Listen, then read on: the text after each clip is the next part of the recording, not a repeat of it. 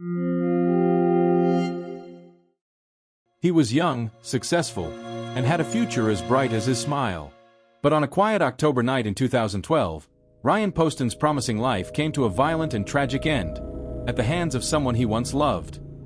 This is the story of ambition, obsession, and murder. The murder of Ryan Poston.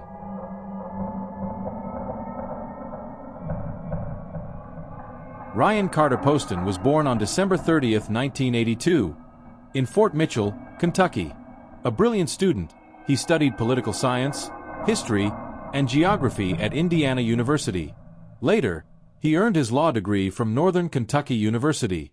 Ryan was sharp, driven, and charming, the kind of man who had his whole life ahead of him.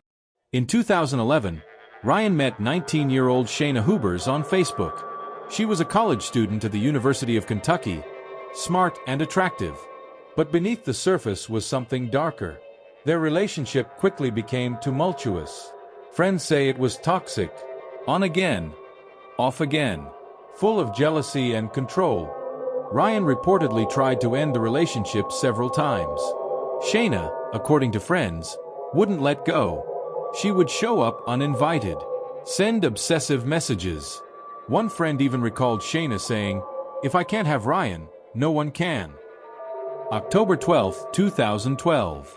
Ryan had a date that night, not with Shayna. That night, Ryan was supposed to go on a date with a beauty queen, Audrey Bolt, Miss Ohio, USA. But he never made it. He was about to leave when Shayna showed up at his apartment. Minutes later, she shot him 6 times. Ma'am, I killed my boyfriend in self-defense. Okay, where are you at? I'm at 12 Meadow Lane, Highland Heights, Kentucky. Shayna claimed she feared for her life, but her actions, and what came next, told a different story. During her interrogation, Shayna's behavior raised eyebrows. She sobbed, then laughed. She danced. She even said, "I gave him the nose job he always wanted," referring to shooting Ryan in the face. Was this the behavior of a traumatized woman, or someone playing a part? It was a case that had the nation's eyes glued to the screen. In April 2015, Shayna Hubers walked into the courtroom, not as a grieving girlfriend, but as a murder suspect accused of killing her ex-boyfriend in cold blood. The prosecution didn't hold back. They painted Shayna as obsessed, a woman who couldn't accept rejection. Their theory: this wasn't self-defense. This was a cold, calculated act of revenge. A final, desperate attempt to control a man who was slipping away from her grasp. Ryan had tried to leave, and she made sure he never would. They played the interrogation tapes for the jury, the dancing, the laughter, the bone-chilling nose job comment. They showed the messages, hundreds of texts, the constant calls, the threats, the stalking. The defense, meanwhile, claimed Ryan was emotionally abusive, that Shayna acted in fear. But there was no physical evidence of abuse, no signs of a struggle, no bruises, no injuries, only a body shot 6 times. And then, the verdict: guilty. The courtroom fell silent. Shayna showed no visible emotion as the sentence was read: 40 years in prison.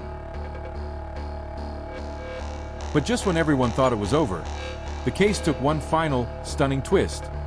Just months after Shayna Hubers was convicted and sentenced to 40 years, the justice system delivered a twist no one saw coming.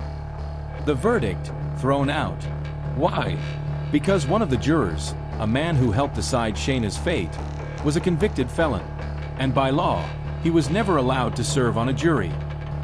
One mistake, one overlooked background check, and the entire trial collapsed. Shayna would get a second chance, a new trial, a new jury, a new shot at freedom. Her defense team came back stronger. They doubled down on the claims of abuse, claimed Shayna was a victim, that the shooting was out of fear, not fury. But prosecutors didn't flinch. They brought everything back: the obsessive texts, the laughter in the interrogation room, the chilling reenactments, the nose job joke. Once again, The jury listened. Once again, they deliberated. And once again, they returned the same verdict. Guilty. This time, Shayna Hubers was sentenced to life in prison, with a possibility of parole after 20 years. 2 trials, 2 juries, 1 chilling truth. Ryan's family continues to mourn a son taken too soon. They remember a man who loved debate, cared deeply about justice, and dreamed of one day making a difference in the world. In the end, it wasn't a stranger who ended Ryan Poston's life, it was someone he once trusted. A reminder that sometimes, the greatest danger doesn't come from the shadows, but from the people closest to us. What drives someone to kill the one they claim to love? Was it obsession, rejection, or something darker? Let us know your thoughts in the comments. And don't forget to like, subscribe, and join us next time for another haunting true crime story.